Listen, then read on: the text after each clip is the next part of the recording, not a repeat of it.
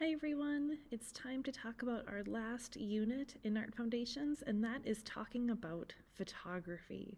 So I have a photo here for you all to look at, and I want you to just take a moment, let your eye move all through the image.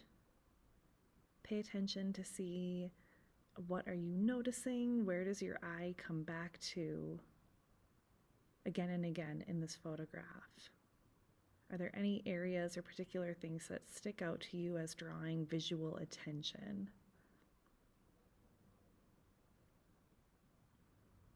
If you haven't yet, I bet you probably have noticed that there is a yellow flower in the center of this composition right here. This may be drawing some attention to you visually. You also might find your eyes coming back into this background area, noticing all these lines, these textures, these bicycles, things like that. So let's look at another photo now. Same subject matter, composed very differently.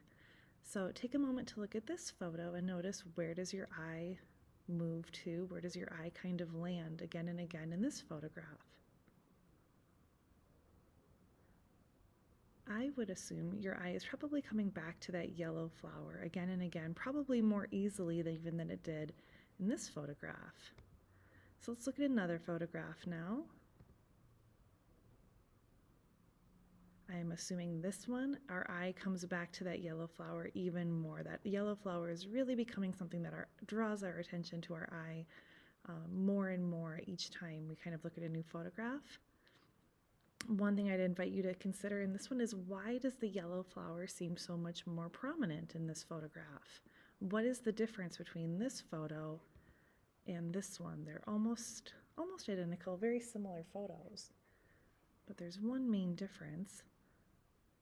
And if you haven't noticed it yet, I would say it's the background. This background here is all in focus. We still see lots of texture and detail back here, as opposed to this photograph where it has all become very blurred.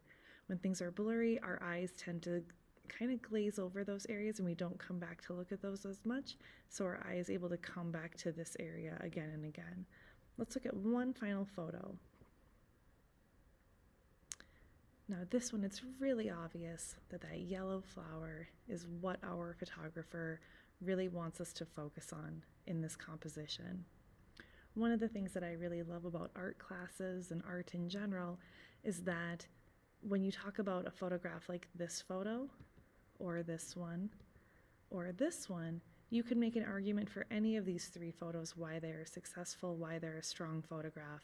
I think this first one we could argue is a good start, but it's not quite there yet. There's probably too much distraction happening in the background. Our focal point is a little bit too small to really draw our viewers' attention, and we need to just tighten that up a little, like we have in this one, or in this one, or in this one. So what I'm talking about right now is composition. This might be a word you've heard before. Composition is really the key to successful photography. There's no magic behind it. When you look at photographs and they really draw your attention and they're really exciting to look at, we might feel like, wow, this just is really amazing. How does this photographer do this? They must just be naturally really gifted. And that's just not true. It's using really strong compositional techniques that we're going to talk about right now. So what is composition? It's the placement or arrangement of visual elements or ingredients in a work of art. So drawings have composition, paintings have composition, photography has composition. This is organizing the elements of art or principles of design. You've probably seen these words before somewhere in your art education in the last few years. So when we talk about art, we talk about color, value, textures. We talk about different things that have contrast or movement. We notice certain patterns, things like that. If you ever decide to work in graphic design or desktop publishing, they may talk about page layout. It's the same thing. When you have text, when you have images, it's just the way, composition is just the way things are laid out visually. So why do we care about this? Well, composition is how you control the message delivered to your audience. When we are looking at really successful photographs, we probably don't even notice that the composition is done well. The artwork is just appealing. We really enjoy looking at it. We find it interesting, dynamic. really enjoyable. And when a composition is not done very well, the artwork can feel awkward or boring or a little unsettling. Sometimes it can feel unbalanced. And so when you find yourself scrolling through social media, as we all are doing these days, looking at images, and you find an image that your eye kind of comes back to again and again, it probably has a really strong composition and you just don't realize it. So these are 2 photos taken by our Photography 1 students. This is one of the very first things we really get into in photography, is how do we take strong photos that have great composition. So in the first week of class, I taught some photography students. We got them some cameras. We went out, I told them to take some just practice photos. And these were 2 that a couple of my photography students came back with. Not too bad. And then we did our lesson on composition, and we talked about lots of different techniques and how to take a strongly composed photo. We went back out again. I had the students shoot their same images, same subject matter, and the second time this is what they came back with. You can definitely see the strength of the photos on the right-hand side are just better photographs. They're more interesting to look at. There's more depth. The focal point is more obvious. We see a big improvement here. Same thing here. This was a student who took her camera home, wanted to take some pictures of the chickens that she raises with her family. This is one of the first photos she came back with. Not too bad. It's in focus. The colors are nice and bright. Probably not a great composition. We did our big lesson on composition, and she came back after shooting her photographs at home once more, and came back with this photograph. Much more successful, really nice contrast in color. You might even notice there's a complementary color harmony happening in here between the blue background and the orange in the chicken. So if you decide to take photography as a class, this is one thing that you will be learning about quite a bit in depth, is how do you take strongly composed photographs. So how do you do this? So the 3 things I'm going to focus on today in Art Foundations are talking about focal point or center of interest, using the rule of thirds, and using depth. And depth, as we know, can be done a few different ways. One is with a foreground, middle ground, background. This is exactly what we practiced with our landscape paintings last week. You can also use linear perspective, and you can even simply overlap objects in an image to show some depth. So starting out, let's talk about focal point. The focal point, or the center of interest, is what you want your viewer to look at. This can seem like a very basic concept, but many times when we look at photographs, it's not clear what we're supposed to actually be focusing on. And if we don't have a clear focal point, if we don't have that clear center of interest, we're not going to find that picture to be one that we want to look at for very long. It should be very easy to identify. It should draw the viewer in and keep them interested. So again, looking at this field of red tulips, that yellow tulip really stands out. There's great contrast there. It gives our eye something to anchor onto, to look at, and it's, again, easy to identify. Same with this image in the bottom right. We have this beautiful sunset. Notice how the sun is really nicely framed by the bridge. The bridge has a nice arch right over the sun, and our eye comes back to that spot again and again. So I'm going to show you a bad example here. This isn't my refrigerator, but it's someone's refrigerator. And if I directed you to take a photo inside a refrigerator, you might come back with a snapshot like this. It's not a terrible photograph, it's in focus, but what is the focal point? What am I supposed to be looking at? A lot of times students will look at this photo and say the light, the lamp. Our eyes tend to kind of come up here because this is what's most kind of spotlit in the photograph. But there's a lot of stuff up there on the top shelf. There's nothing really standing out right now. Same subject matter, reshot. Now I have something to focus on. So now I have something in the foreground, nice and big, with detail that my eye can kind of anchor onto. You might not think a pickle jar or a bottle of dressing is very interesting. I would agree with you, but it does work as a focal point. It's something that our eye can latch onto, and we know that that's the main thing to look at. So, focal point is the first thing I want you to remember today. The second thing is rule of thirds. The rule of thirds is, where are you going to put your focal point? Now you have something that you want your viewer to look at. Where do you put it on the page? Most people want to put it in the center. That is not great compositional technique. Putting your focal point smack dab in the center of a photo is boring. It's not interesting. Our eyes tend to glaze over that, and we move on to looking at the next image. So where should we put those focal points? There are 4 places that you might want to think about. Imagine there's a tic-tac-toe board on your photograph, and there are 4 red circles here in the top left, the bottom left, the top right, and the bottom right. And these are kind of our hot spots. This is where you should be putting your focal points. If you're taking a picture of a cat or a coffee mug or a tree, this is where you want to be putting your focal point. So if you have something vertical like a tree and you're up close, you might put the trunk of the tree along this vertical line or this vertical line. This also works for your horizon line. Our photo down here has a horizon line coming across this way.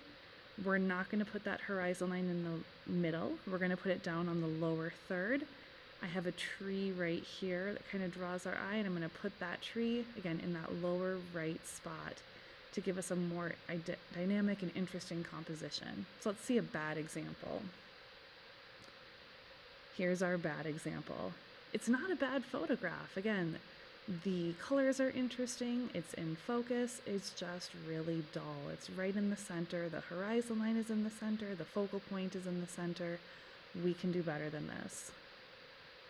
These are better. So here I have the tree in the top right hotspot along with the horizon line on the top third, or I could also compose it this way where I have the horizon line on the lower third and my focal point in the lower right hand hotspot. So these are the 2 things I'll be asking you to think about. What is your focal point? And then using the rule of thirds to place that focal point. The third thing I want you to think about is depth. So there's a few different ways you can show depth in a photo. One is that foreground, middle ground, background. So again, foreground is what's directly in front of you. So this is a famous photograph taken in 1945, right after the war in Times Square. We have a great subject right in front of us. This is one example where, sometimes putting that focal point right in the center can work. And I think this is a time when it can. So we have a focal point right in the center here in the foreground. We have a middle ground to kind of balance it out. And then we have a faraway background as well. You can also use linear perspective, which is what I talked about last week also when we did our landscape painting, having smaller objects in the distance and having lines moving back into that vanishing point, or even just simply having overlapping objects. Here are a few examples of these 3. So again, at a lake, we have foreground, middle ground, background, foreground, middle ground, background. We have linear perspective, so these lines moving back in space. The one criticism I would give of this photograph in particular is there isn't really much of a focal point here. Imagine there was somebody crossing the crosswalk holding an umbrella or holding some shopping bags, or a family walking across this crosswalk. That would create a focal point for us. Right now, I would say this photograph isn't very successful. So the last thing we can talk about is overlapping objects. So having a few objects, one in the front, one slightly behind, one even further behind, is another way to show depth really simply in a photograph. So here we have a picture of a log walking through the forest. Again, this is probably from an angle where a person is just standing and then looking down at something on the ground in front of them. Not very interesting, very, very little depth happening. And again, our focal point, which is this log, is kind of running right through the center of our photo, which, as we know now, because of the rule of thirds, is not a very interesting way to compose a photograph. And here's a little bit better angle of the same subject. So stepping back a little, crouching down slightly to create that sense of depth. And now we can actually see the space on the path walking into the forest is going to lead our eye into our background. Notice how we also have our focal point on the lower third of the image so that it's not cutting straight through the center anymore. So again, the 3 things I want you to remember are focal point, having something to look at in the photo. This can seem like an obvious thing, but a lot of times we look at photographs or snapshots and it's hard to identify what is the focal point. So it needs to be pretty easy to identify. using that rule of thirds, putting that focal point in one of those 4 hot spots for the rule of thirds, and then having depth of some kind, either a foreground, middle ground, background, using linear perspective, or even simply just having some overlapping objects. So I have some photos that I've taken. I want us to take a look at them. Same object, just shot in from different perspectives. So this is on my own driveway. I shot this weekend. What's my focal point? I found this really beautiful red leaf. So I have a focal point. Am I using the rule of thirds in this photo? No, I am not. It is right in the center, which we don't want to do. Do I have any depth in this photo? No, I do not. I shot this photo directly from above. So let's try again. So I still have my focal point. I'm using the rule of thirds. I've put my leaf down in the lower right-hand hotspot. And I do have depth, but it's distracting, isn't it? We can see this grass, we can see my neighbor's house. It makes it hard almost to identify, should we be looking at the leaf or should we be looking at this background color and texture? It makes them compete, and we don't want that to happen. So let's try one more time. There's our best shot. We have our focal point, it's using the rule of thirds, and we have just a little bit of depth to give us some space to go and move into the background visually. So same thing, I took my colored pencils from our colored pencil set for this class. That's my focal point. Sure, I've got a bunch of colored pencils. Am I using the rule of thirds? Nope, I just kind of scattered them around and put them in the middle. Do I have any depth in this photo? I don't. I just shot this directly from above. So we're getting a little bit better here. I have my focal point, but I'm kind of using the rule of thirds, I guess. It's kind of in the center. I have some pencils moving at an angle kind of into that lower right-hand hotspot, but it's not quite working. And once again, the depth in this photograph exists, but it's distracting. I have shadows, it's kind of at an angle, it's not really working out. So let's try this again. There we go. I split my colored pencils now into kind of 2 focal points. I have one in the foreground, down in the lower left-hand hotspot for the rule of thirds, and now I have a second grouping of colored pencils in the top right hotspot for the rule of thirds. So I have a focal point, actually 2 of them. I am using the rule of thirds, and I have a bit of depth going on. Last one I want to show you, I took some pottery that I have here in the classroom. This grouping of pottery is my focal point. But again, I'm not using the rule of thirds, they're just in the center. I'm shooting them basically from above, so there's no depth either. Okay, so I still have my focal point, and I'm kind of using the rule of thirds, but again, these pots don't feel organized in the picture. One is partially cut off. We have some depth happening, but I can see part of the paper towel dispensers and the drying rack. It just feels like a really unorganized photo right now. So let's fix this. There's our shot. So we have our focal point grouped together all within the frame. It's in that lower right-hand spot for the rule of thirds, and I have just a little bit of depth happening. I have a little bit of texture from reflections happening on the surface, but notice how it's not distracting. There's not additional textures or objects to distract my eye in this photo. So here's your task for the week. I want you to take 5 photos that show a strong composition using these guidelines. You should have an easily identifiable focal point in each of your images. The focal point should be placed according to the rule of thirds, again in one of those 4 hotspots, and there needs to be some depth in the photo, either using foreground, middle ground, background, some linear perspective, or even just having overlapping objects. And as always, please consider your background. You don't want to have a background that is distracting and competing with your focal point. So I have a few more examples that I just took in the classroom to show you what these could potentially look like. So again, as you look at my photos, just think to yourself, what is the focal point? Is it easy to identify? Where is it placed? Where's the hot spot that it's placed in for the rule of thirds? And how did I create depth in my photo? So in this one in particular, I used a little bit of overlapping of my soda cans to create some depth. I'm in the top left quadrant for the rule of thirds, and obviously my focal point are these 2 soda cans. For this one, I went outside. The focal point for this is the bush that is closest to me. There are additional ones in the background, but notice how the one that I have up closest to me is in that spot for the rule of thirds. The others are going into the background, getting smaller, so I have some depth happening there.